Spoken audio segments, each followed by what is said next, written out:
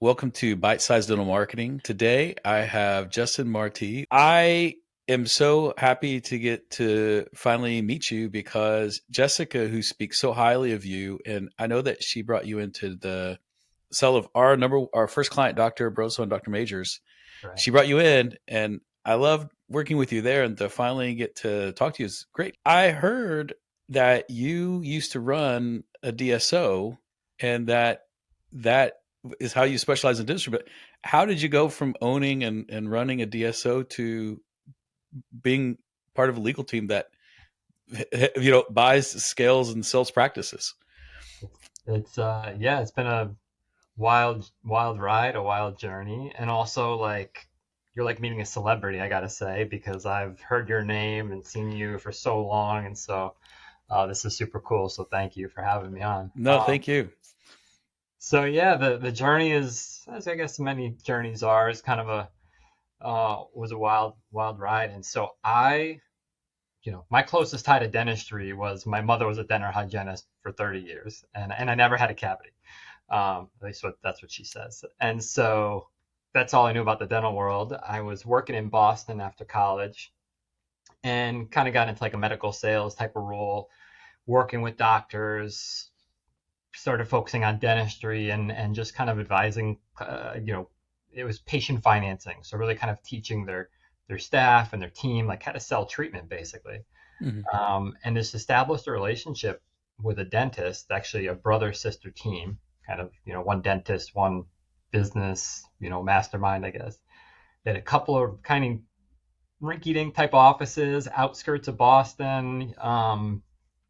But they had this like goal of they want to scale this group, they want to grow it. And this is like 2007 or 8, where, I mean, if you said DSO, I would have had no idea, what that meant. Yeah, yeah, no idea. Yeah. Until years later, it wasn't part of my, vernacular. So um, I was like, all right, I see the opportunity. I was young, quit the day job, gave up the company car and all the things that, my family's like, what's wrong with you? You made it, right? Like you're good. Right. Um, and so we opened an office in kind of downtown, like central Massachusetts, kind of rough town that we were in. Um, and just kind of cut my teeth in the whole thing. We built it out by hand. We hired doctors. I was managing it. The front desk quits after a week, so now I'm sitting there at the front trying to learn, dent tricks and everything. Um, but it was cool, man. I mean, it was like really kind of earning your stripes, and so thankfully that was successful. I moved down to Connecticut, kept opening locations. Some other partners joined on. By the end, probably 11, 12 years later, we had like 7 partners, 45 offices. We were in 4 or 5 states across the Northeast, and for some reason along the line, that ride, I felt like I didn't have enough going on, I guess. So I, ever the um, I don't know, desire to keep learning, I started looking at an MBA program. I'm like, let me go get a degree at night. Wanted to just keep pushing myself along. And then somehow out of nowhere, I was not one of these guys like, I'm going to be a lawyer when I grow up. Like, that's my thing. I feel like the anti-lawyer, frankly. I Mhm. really do. And so I thought of law school. It just kind of popped into my mind and started looking at it a bit and was like, oh, that seems kind of interesting. So got into law school, started going to law school at night. And we still had our practices going. And then right about the time, really, again, I had no plan to practice. It wasn't going to be a lawyer. Like I was just kind of pursuing this for myself. And we exited. We did a private equity exit right about the same time that I graduated. So it was kind of this crazy turning point of like, all right, now what? Um, Great, great to exit, great success story, but it was kind of this very big change and kind of like where do we go from here? And pretty quickly my phone starts ringing with, former doctors of ours or just folks I've met in the industry and then like help me, build my thing, sell my Mhm. practice. So I started kind of just organically talking to folks about the process, and I was like, oh, now I kind of get it. I mean, I just went through this at my own exit. Now I'm a licensed lawyer. Like this makes sense. Um, So it's really cool. So now, a few years later, I sit across the table from the doctor that was basically in, I wasn't doing dentistry, but otherwise I was running practices. So I'm across the table advising them the same way, we went there a few years earlier. And so it's just been a wild ride. And now our practice has grown. I mean, I've got lawyers across the country on our team. We're working kind of all different places, different size practices. So it's been a wild ride, but it's been fun. That's such a good story. Dr. Broso and Dr. Majors, I was definitely part of the transaction, and I love the guidance that you gave Dr. Majors. Like, I was really pleased, and you could tell that you definitely knew the dental space and the ins and outs of the practice, and even around the staffing of there were a couple of staff questions and things like that that I was so impressed with the knowledge. What type of deals do you typically find yourself in? So really all shapes and sizes, as far as the type of deal. So it could be a doctor. We have clients who are just one doc buying another practice, single location, kind of a doc to doc deal. And we might be on the buy side, we might be on the sell side. Or it could be, major firm, or excuse me, practice, like just a mega practice and selling to a big time DSO with, hundreds of locations. So we are doing more and more of that lately. Certainly, it was kind of this post COVID boom and valuations were crazy. And so we really do a lot of sell side work when you've got a doc who's, getting ready to transition their life's work to a big DSO. And we do kind of have some clients as well that I call more of like an emerging DSO, handful of practices, 10, 20 practices, and they're buying up locations as well. So it's been kind of all over the map. And that's really on the buy sell side. And then we kind of in the middle, right? We have like the scale. And so we're doing a lot of things to help these providers grow their practice, staffing, hiring employees, hiring contractors, doing a lot of the contractual work that's got to go into that. And so it's great because like team like Jessica, Kristen, we have a lot of overlap where, I mean, I can give some operational advice, but that's, I kind of know my limits now. So I can bring them in and we can kind of collectively, like help guide these practices to get to that exit. If I have a client who's starting to think about retirement, I'm like, let's start planning now, like let's Yeah, come yeah. to us and they're like, I have an LOI with this big DSO, I'm ready to sell. Like, that's great, but I can't really help them. Like, um, I'm limited, I feel like, in how much I can really help them, like increase the valuation and kind of maximize their value. If they come to us a little bit earlier, maybe they're an existing client. We've done some work along the way. We've got a good staff in place. Jessica, our Mhm. team do their mastery that they need to do. I mean, then we can position those guys to do very well usually. Yeah, you nailed something I think that is true for us too is the best practice is the most profitable practice is the happiest dentists have built a team around them they trust. Like I will say our biggest practices have typically a fractional CFO. They have some attorney that they've used and trust. They have a marketing team they trust. And there's something inherent about if you what's the saying, if you want to go fast go alone, if you want to go far build a team. That that that is definitely underrated in dentistry, I find. Yeah. 100%.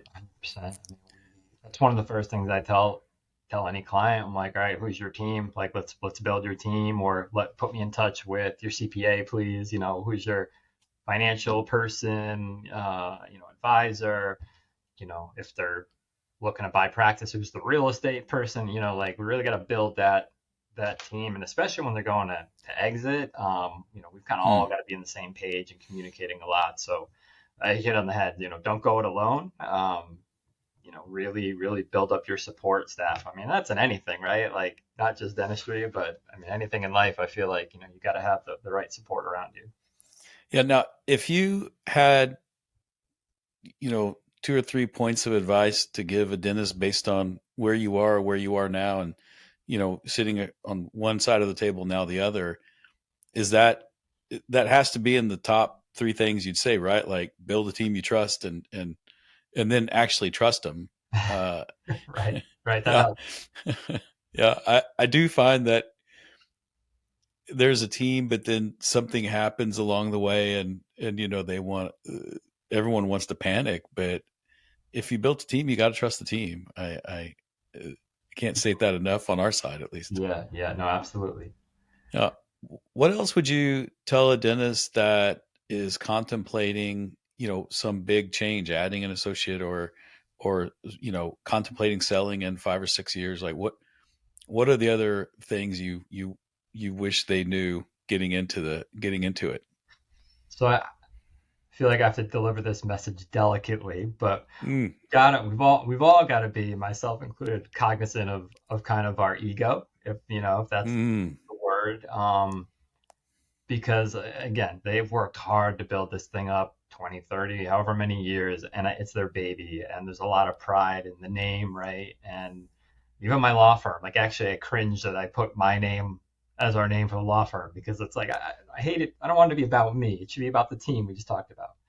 I think a lot of the docs, there's a lot of pride, and I get it. Like, you work so hard, but um, you have to really work to separate, like, yourself from the transaction, if that makes sense. If a low yeah. valuation comes in, it's hard. Like, you take that personal, right? Or somebody gives you an offer that you feel like is terrible, and a lot of discussions I have to have with clients on the sell side is, your business, and again, I went through this as well. It may not be worth what you think. It may not Mm, be, and it's a very hard message to deliver, right? It may be. I know like I said, we were guilty of it when we went through our exit. I was like, we're going to get this number, and then comes in at like half, and it's a sobering moment. But if you can kind of check the ego, realize that here we're entering a transaction, and it's not a personal knock on you. You've done fantastic, but this is kind of what the market calls for, and this is where we are. It seems to change the dynamic a little bit, and it's a little more palpable, as opposed to, like, that's offensive, that offer, and things go yeah. silent very quickly.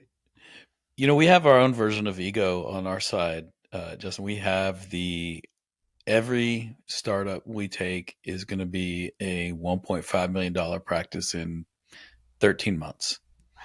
Right. And it's just such a difficult conversation because you don't want to not show hope and progress. But as a marketing team, I feel very conflicted when someone tells me they're going to be $1.5 million in 12 months. And I'm like, hey, just for the record, across a couple hundred offices, it's happened once. You can be the one, Yeah. but Yep. that it's the odds are not good, and no one, and they get really frustrated. And I'm like, am I I always feel like I'm the first person saying this. Like, I feel like the person who sold them the equipment is telling them anything they want to hear. I feel like the person who sold the computers is telling them anything they want to hear. I feel like the real estate agent was like, this is $1 million location. And then I come in and I'm like, maybe not. Doomsday. Doomsday. Yeah. We've actually lost deals because they're like, why would I hire a marketing team that doesn't believe in me? And I was like, look, I believe in you, but I'm trying to help you come in with some, humility that this is really hard. And I'm both sad and glad that you have a similar problem on the sell side. I didn't want to be alone. Yeah, we Yeah. share that. We share that message So delivery. That's great. now, what, not billable time, I know, but of the time you spend on a deal, how much would you classify as emotional support versus actual lawyering? I feel like you can definitely relate to this, so that's why you asked the question, because, The man, the therapist hat is on a lot. You know, therapist hat is on.